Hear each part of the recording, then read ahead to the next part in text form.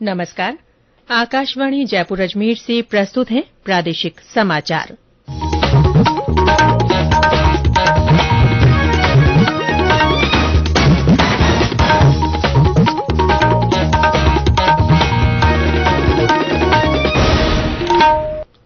समाचारों के साथ मैं रितिका गुप्ता। केंद्रीय मत्स्य पालन, पशुपालन और डेयरी मंत्री परषोत्तम रूपाला बीकानेर पहुंच गए हैं। वे आज वहां घुमंतू पशुपालकों और संबद्ध समुदाय के साथ परिचर्चा करेंगे।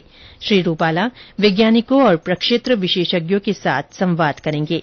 परिचर्चा में केंद्रीय संसदीय कार्य और संस्कृति राज्य मंत्री अर्जुन राम मेघवाल भी भाग लेंगे। इस अवसर पर राष्ट्रीय ओष्ट्र अनुसंधान केंद्र परिसर में प्रौद्योगिकी प्रदर्शनी लगाई जाएगी। केंद्रीय मंत्री श्री रूपाला आज शाम बीकानेर में चल रहे राष्ट्रीय संस्कृति महोत्सव में भी शामिल होंगे। श्री रूपाला डॉ करणी सिंह स्टेडियम में आयोजित महोत्सव में संस्कृति के रंग होली के संग होली कॉन्सर्ट में भाग लेंगे। इस कार्यक्रम में 2 क्विंटल फूलों से होली खेली जाएगी।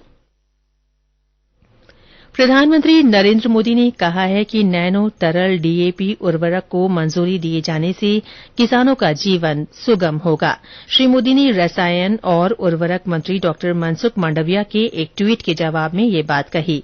श्री मांडविया ने कहा कि नैनो यूरिया के बाद अब नैनो डीएपी को मंजूरी मिल गई है। कृषि मंत्रालय ने इसे मंजूरी देकर अधिसूचित भी कर दिया है। श्री मांडविया ने कहा कि इससे किसानों के जीवन में बदलाव आएगा और आत्मनिर्भर भारत की दृष्टिकोण को मूर्त रूप देने में मदद मिलेगी।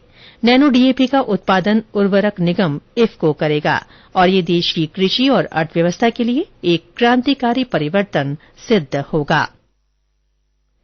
प्रधानमंत्री कल स्वास्थ्य और चिकित्सा अनुसंधान विषय पर पोस्ट बजट वेबिनार को संबोधित करेंगे। बजट में केंद्र सरकार ने 7 क्षेत्रों को प्राथमिकता दी है जो एक दूसरे के पूरक हैं।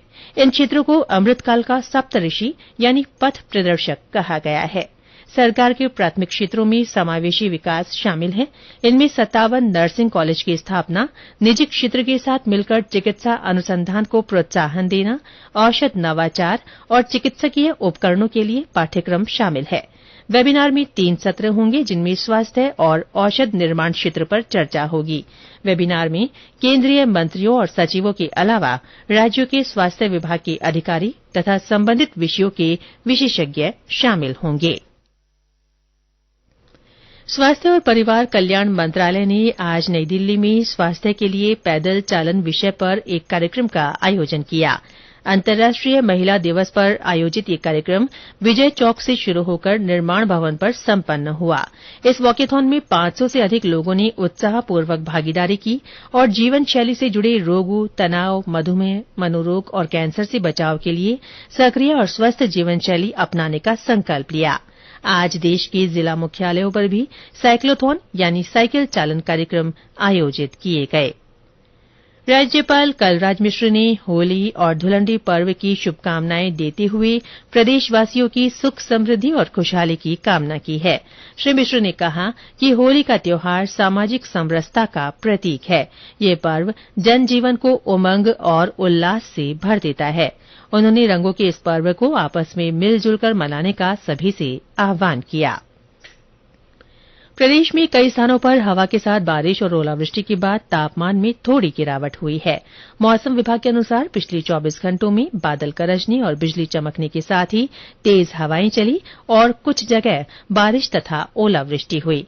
पश्चिमी राजस्थान में सर्वाधिक 16 मिलीमीटर बारिश नागौर के जायल में और पूर्वी राजस्थान में 8 मिलीमीटर सिरोही के आबू में दर्ज की गई। पूर्वी राजस्थान के जयपुर, कोटा और उदयपुर संभाग में आज भी कहीं कहीं बादल छाए रहने और हल्की बारिश की संभावना है। कल से 2 दिनों के लिए एक और नया पश्चिमी विक्षोभ सक्रिय होने से राज्य में दोबारा आंधी के साथ बारिश हो सकती है।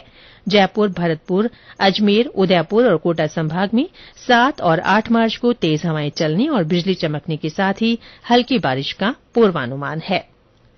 राष्ट्रीय अध्यापक शिक्षा परिषद ने पूरे देश में शैक्षणिक सत्र 2023-2024 के लिए 57 शिक्षक शिक्षण संस्थानों में एकीकृत शिक्षण कार्यक्रम शुरू किया है। ये नई शिक्षा नीति 2020 के अंतर्गत परिषद का प्रमुख कार्यक्रम है।